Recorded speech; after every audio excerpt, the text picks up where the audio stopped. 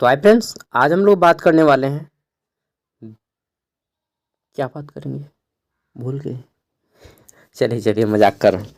तो आज हम लोग बात करने वाले हैं एमडीसी सेमेस्टर 2। ठीक है, और पेपर का नाम रहेगा एमडीसी पेपर सेमेस्टर 2 का। ठीक है, किसके लिए? तो कोई भी यूनिवर्सिटी हो जिनको स्टडी करना है ट्राइबल डेवलपमेंट या ट्राइबल स्टडी। ठीक है, ट्राइबल डेवलपमेंट बोलिए या ट्राइबल स्टडी बोलिए, एमडीसी पेपर को अलग अलग नाम से लोग पुकारता है। मतलब कोई कोई यूनिवर्सिटी इसको ट्राइबल स्टडी नाम दे दिया गया है। ठीक है, जैसे कि रांची यूनिवर्सिटी इसको बोलती है कि ट्राइबल स्टडी जनजातीय अध्ययन, जबकि बिरोभा यूनिवर्सिटी इसी को बोलती है ट्राइबल डेवलपमेंट यानी कि जनजातीय विकास। ठीक है, ट्राइबल डेवलपमेंट ऑफ इंडिया या फिर ट्राइबल स्टडी दोनों सेम है, दोनों में सेम सिलेबस है, दोनों का क्वेश्चन लगभग लगभग क्या 100% सेम ही होता है। ठीक है, चलिए देखते हैं। तो यह क्वेश्चन पेपर एमडीसी पेपर 2 में पूछा गया क्वेश्चन पेपर है। ठीक है, और ट्राइबल डेवलपमेंट ऑफ इंडिया बोलिए चाहे ट्राइबल स्टडी बोलिए, ठीक है, दोनों का क्वेश्चन सेम है। और ये टॉपिक जितने भी लोग एमडीसी रखे हैं सभी के लिए काम देगा। 2024 में पूछा गया क्वेश्चन पेपर है। ठीक है, सेशन 23 से 27 में पूछा गया है, टाइमिंग 3 आवर, फुल मार्क्स 75। और यहाँ पे क्वेश्चन किस टाइप से आते हैं तो देख लीजिए। 75 नंबर का एग्ज़ाम होता है, पास करने के लिए 30 नंबर लाना होता है। बोला गया है कि परीक्षार्थी यथासंभव अपने ही शब्दों में उत्तर दें। ठीक है, किताबी भाषा का प्रयोग ना करें। चलिए देखते हैं। तो यहाँ पे पेपर ग्रुप ए और ग्रुप बी दो भागों में बटा होता है। इस वीडियो में मैं केवल आपको क्वेश्चन दिखाऊंगा, नेक्स्ट वीडियो में इसके क्वेश्चन विद आंसर दोनों करवाऊंगा। ठीक है, पहले क्वेश्चन पेपर देख लीजिए, उसके बाद क्वेश्चन आंसर कीजिएगा।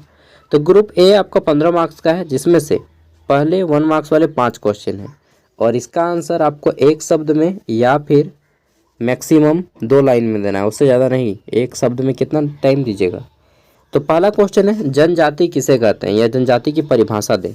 तो देखिए, जनजाति 2 शब्दों से मिलकर बना है, जन और जाति। जन का अर्थ होता है मनुष्य, जाति का अर्थ होता है समूह, यानी कि मनुष्यों की विशेष समूह।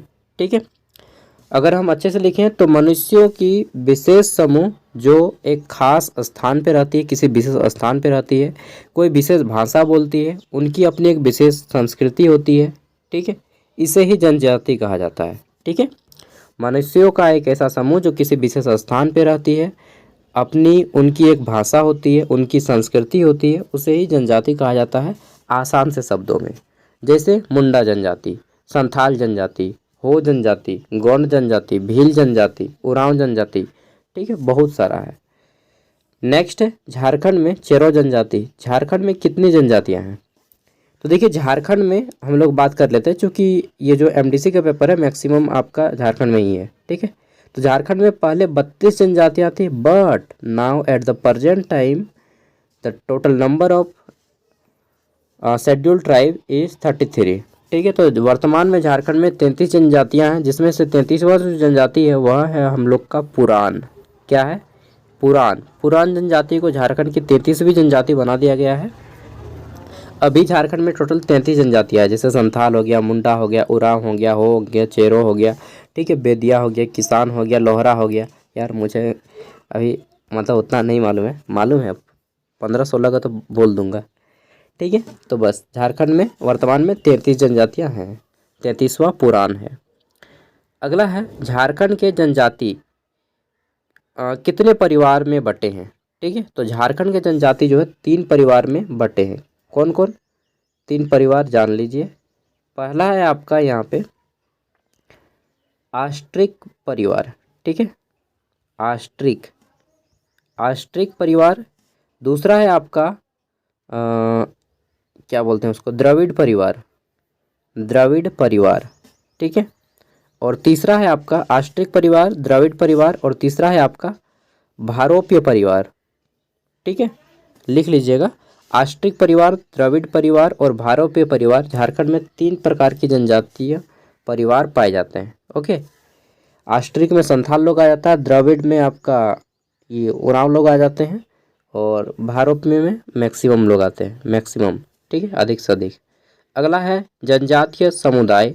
विभिन्न विशिष्ट विशेषताओं को कैसे सीखता है। ठीक है, जनजातीय समुदाय विभिन्न विशिष्ट विशेषताएं जो होती है कैसे सीखती हैं, तो अपने पूर्वजों से सीखती हैं, उनको देख के उनके जैसा करके सीखती हैं। ठीक है, 5वां क्वेश्चन है, अच्छा देखने में आपको अगर थोड़ा सा क्वालिटी ख़राब लग रहा है बट कोई बात नहीं, मैं पढ़ के आपको सुना दे रहा हूँ। ठीक है, तो अगला हमारा क्वेश्चन क्या है कि जनजातियों के उत्थान के लिए भारत सरकार, अच्छा ये हो गया 5वां क्वेश्चन, जनजातियों के उत्थान के लिए भारत सरकार द्वारा उठाए गए विकासात्मक उपाय कौन कौन से हैं। तो देखिए, जनजातियों के उत्थान के लिए भारत सरकार बहुत से योजनाएं चलाती है। इसके अलावा गवर्नमेंट के जितने भी स्कीम होती हैं, सरकारी जितनी संस्थाएं होती हैं, चाहे पढ़ाई लिखाई की बात हो चाहे नौकरी का, सब में उनको छूट दिया जाता है, विशेष सीट रिजर्व किया जाता है। ठीक है, और भारत में जनमन योजना चलाया जा रहा है जनजातियों के लिए। ठीक है, नेक्स्ट है हमारा, जनजातियों के विकास के लिए सरकार जितने भी सरकारी प्रयास हैं उसका उल्लेख करें। तो सब स्कीम आपको याद कर लेना है, जैसे आपने सुना होगा यार, स्टैंड अप इंडिया हो गया। ठीक है, पीवीटीजी को विशेष रूप से घर तक भोजन पहुंचाना। ठीक है, और भी ट्रैवल के बहुत सारे स्कीम्स हैं, वो सारे स्कीम्स को आपको पढ़ के जाने होंगे। मैं जब आपको क्वेश्चन आंसर करवाऊंगा तब आपको सब कुछ करवा दूंगा। ठीक है, प्रधानमंत्री जनमन योजना विशेष रूप से आपको ध्यान रखना है, और फिर आपको बोल देना है कि सरकारी सेवाओं में भी इनकी विशेष छूट होती है। ठीक है, नेक्स्ट है हमारा, जनजातियों की विशेषताएं लिखें। जनजातियों की प्रमुख विशेषताएं क्या क्या होती हैं, जैसे उनकी अपनी एक भाषा होती है। ठीक है, हर जनजाति अपना एक विशेष भाषा बोलती है, वो किसी खास स्थान पे रहते हैं। ठीक है, उनका खास पहनावा, पहनने ओढ़ने का, ठीक है, अपनी वेशभूषा होती है अपनी, उनका अपना एक रीति रिवाज होता है, उनकी अपनी एक संस्कृति होती है। ठीक है, बस 4-5 को टॉपिक हो गया ना। अब सब टॉपिक पे अच्छा अच्छा सा लिख दीजिए, उसके बाद निष्कर्ष लिखिए। ठीक है, नेक्स्ट है हमारा यहाँ पे ग्रुप बी। ग्रुप, अच्छा अपना उनका एक व्यवसाय होता है। ठीक है, प्रत्येक जनजाति कोई खास काम करती है, जैसे महली जनजाति शुभ बुनने का काम शिल्पकार है। ठीक है, वहीं हम लोग बोल देते हैं कि असुर जनजाति। ठीक है, चाहे कोई और क्या नाम है उसका यार, मैं भूल रहा हूँ, बंजारा जनजाति।